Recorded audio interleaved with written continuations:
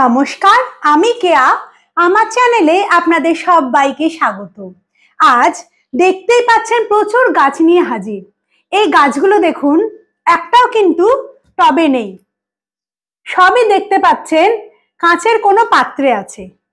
এর থেকে আশা করি বুঝতেই পাচ্ছেন আমাদের আজকের আলোচনার বিষয়বস্তু হলো ইনডোর যে প্ল্যান্টগুলো আছে তাদের জলে প্রপাগেশন। মোটামুটি ভাবে যেসব গাছে জলে প্রপাগেশন হয় আমি আপনাদের দেখিয়ে দেব, তার প্রসেস বলে দেব। শুধু তাই নয়, কেন আমরা মাটিতে প্রপাগেশন না করে জলে প্রপাগেশন করছি সেই সম্পর্কেও আপনাদের জানিয়ে দেব। প্রথমেই যে গাছটি আমরা নেব প্রপাগেশন করার জন্য সেটি আমাদের সবার চেনা। গাছটির নাম হলো মানি প্ল্যান্ট বা পোথোস। দেখতেই পাচ্ছেন যে মানি প্ল্যান্টটি নিয়েছি তা এমন ভাবে কাটছি যা পাতার ঠিক নিচে যে নোটটি আছে সেই নোটটি যেন থাকে। ওই নোট থেকেই নতুন পাতা গজাবে।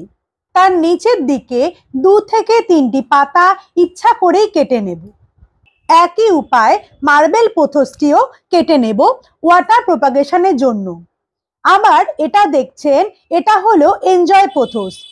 সব পোথোসই মোটামুটি কাটার নিয়মই একই।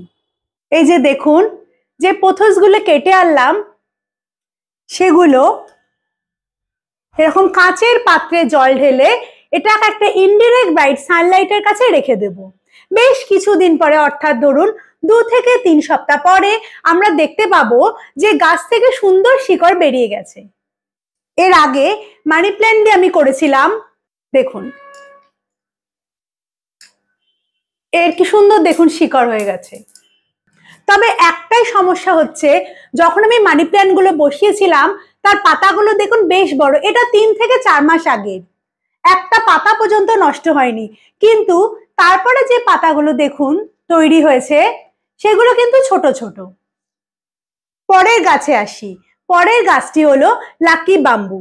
অনেক সময় আমাদের লাকি বাম্বু নষ্ট হতে হতে একেবারে শেষ হয়ে যায়। সেক্ষেত্রে কি করব আমরা একটু দেখে নিই। এই যে দেখছেন, এটা হচ্ছে লাকি বাম্বুর নোড। এটা দেখুন, এটা দেখুন। এই নোডে ঠিক নিচ থেকে কোনো সরু কাঁচি বা ব্লেড দিয়ে এভাবে কেটে নেবেন। তাহলে এটাও জলের মধ্যে বসিয়ে দেবেন, এটাও জলের মধ্যে বসিয়ে দেবেন। দেখবেন যে এখান থেকে শিকড় বেরোচ্ছে এবং এখান থেকে দেখবেন নতুন গাছ বেরোচ্ছে। আমরা এভাবে কোনো একটা কাঁচের পাত্রে এটাকে ডুবিয়ে দেব। এমন ভাবে ডুবাবো যেন পুরো গাছটি না ডুবে যায়, শুধুমাত্র এই নোটটি যেন ডুবে থাকে।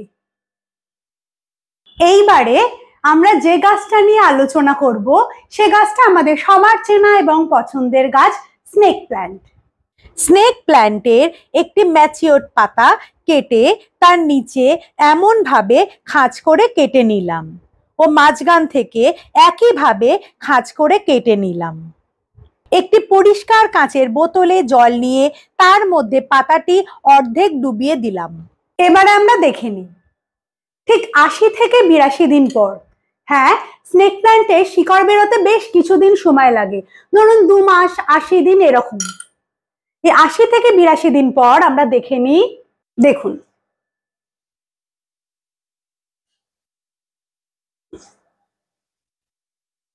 কি সুন্দর শিকড় বেরিয়েছে। এবারে এই গাছটিকে যদি আমরা ভিজে মাটিতে বসিয়ে দিই সেখান থেকে আমরা নতুন গাছ পেয়ে যাব। পরবর্তী গাছের নাম হলো অ্যাগ্লোনিমা। আমি এখানে লিপস্টিক অ্যাগ্লোনিমা করেছি, আপনি যে কোনো অ্যাগ্লোনিমা নিতে পারেন। একটি অ্যাগ্লোনিমা গাছের ডাল গোড়ার একটু ওপর থেকে ঠিক এমন ভাবে কেটে নিলাম যাতে তার উপরের কয়েকটি নোট থাকে। তুলে আনা গাছের ডালটি একটি কাঁচের পাত্রে জলের মধ্যে ডুবিয়ে দিলাম। দেখুন এই গাছটি বেশ কিছুদিন আগের, দেখুন কত শিকড় বেরিয়ে গেছে। এবারে এই গাছটিকে যদি আপনি মাটিতে পুঁতে দেন তাহলে সুন্দর গাছ পেয়ে যাবেন, অথবা আপনি যদি একে জলে রাখেন তাহলে এ খুব সুন্দর থাকবে। পরের গাছটির নাম হলো জেড প্ল্যান্ট।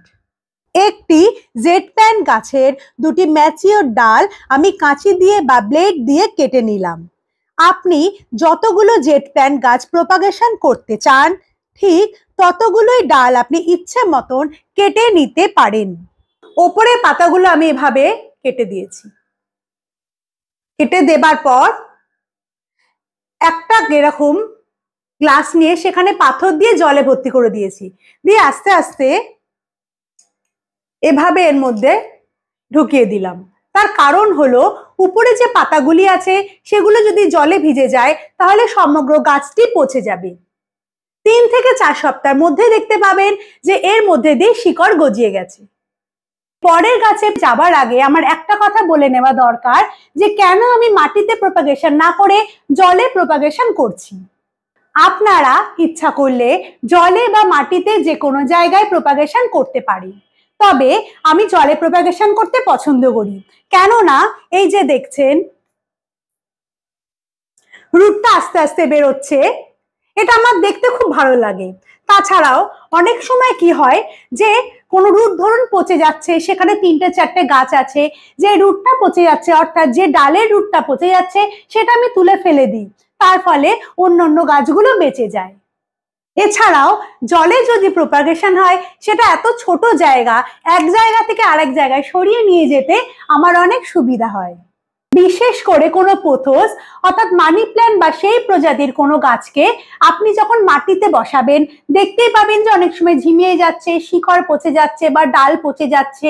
সেক্ষেত্রে আপনি মাটিতে না করে যদি জলে প্রপাগেশন করেন তাহলে আপনি বুঝতেই পারবেন যে অন্তত পক্ষে 90 থেকে 100% আপনি দেখতে পাবেন যে প্রপাগেশনে আপনি সফল হচ্ছেন। ফিরে আসি সিঙ্গোনিয়ামের প্রপাগেশনে। আমরা দেখে নিই সিঙ্গোনিয়াম গাছের কোন জায়গা থেকে কাটবো। এই যে দেখছেন আমি ঠিক এইখান থেকে কাটলাম।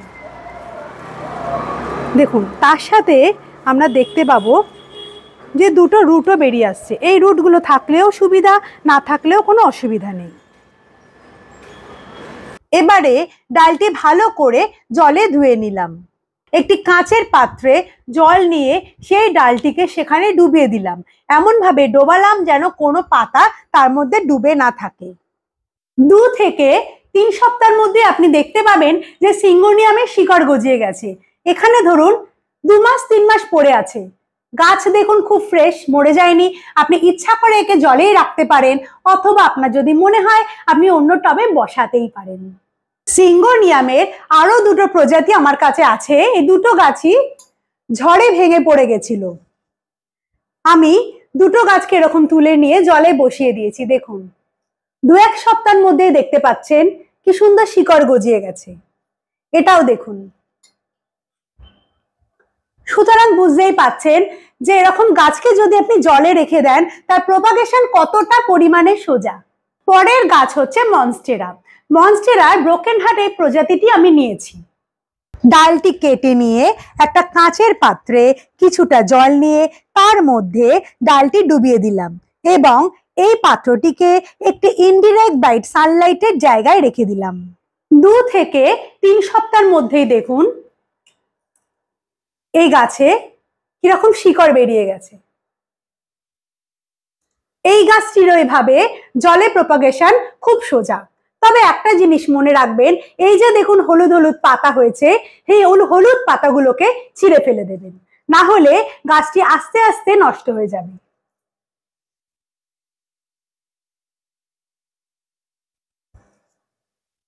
আপনি যদি ইচ্ছা করেন এই গাছটিকে জলে রাখতে পারেন, অথবা আপনার যদি মনে হয় গাছটিকে আপনি ভিজে মাটিতে বসিয়ে দেবেন, তার থেকে আপনি নতুন একটি গাছ পেয়ে যাবেন।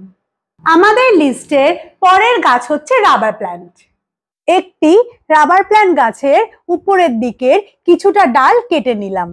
ডালটি কেটে নিয়ে একটা কাঁচের পাত্রে কিছুটা জল নিয়ে তার মধ্যে ডালটি ডুবিয়ে দিলাম এবং এই পাত্রটিকে একটি ইনডিরেক্ট ব্রাইট সানলাইটের জায়গায় রেখে দিলাম। দেখুন 2 থেকে 3 সপ্তাহ পরে এই দেখুন, দেখতেই পাচ্ছেন শিকড় গজিয়ে গেছে। এই গাছটিকেও আপনি যদি ইচ্ছা করেন এরকম জলে রেখে দিতে পারেন, অথবা আপনি যদি মনে করেন কোনো টবে বসিয়ে দিলেই সেখান থেকে দেখবেন যে নতুন একটি রাবার প্ল্যান্ট পেয়ে যাচ্ছেন। এর পরবর্তী গাছটি হলো আমার খুব পছন্দের গাছ, সিলভার পোথোস। এই গাছটির ডাল এমন ভাবে কাঁচি দিয়ে কেটে নিলাম যাতে পাতার নিচের কয়েকটি নোট থাকে। নিচ থেকে দু একটি পাতা কেটে নিয়ে তা একটি জলভর্তি পাত্রে ডুবিয়ে রাখলাম। পাত্রটিকে এমন জায়গায় রাখলাম যেখানে ইনডিরেক্ট ব্রাইট সানলাইট আসে। এবারে দেখুন, বেশ কয়েক সপ্তাহের মধ্যে দেখুন গাছটির কি সুন্দর শিকড় গজিয়েছে। এই গাছটির নার্সারিতে দাম 350 থেকে 400 টাকা। তাহলে বুঝতেই পাচ্ছেন, যদি আপনি বিনা খরচে এই গাছটি পেতে চান তাহলে কোনো বন্ধু বান্ধবের কাছ থেকে আপনি চাইতেই পারেন, অথবা আপনার যদি নিজের থাকে নতুন একটি গাছ আপনি পেয়ে যেতেই পারেন। একটা কথা মনে করিয়ে দিই, এই যে দেখুন কাঁচের পাত্রতে এই জলটি 5 থেকে 6 দিন অন্তর আপনাকে অবশ্যই চেঞ্জ করতে হবে, না হলে দেখবেন যে অক্সিজেনের অভাবে গাছটি আস্তে আস্তে ঝিমিয়ে যাচ্ছে এবং শিকড় আর বাড়ছে না। এছাড়াও মশার লার্ভা যাতে না জন্মাতে পারে সেটাও আপনাকে দেখতে হবে। আশা করি আমার এই ভিডিওটা আপনাদের ভালো লাগবে এবং আপনাদের অনেক উপকার হবে।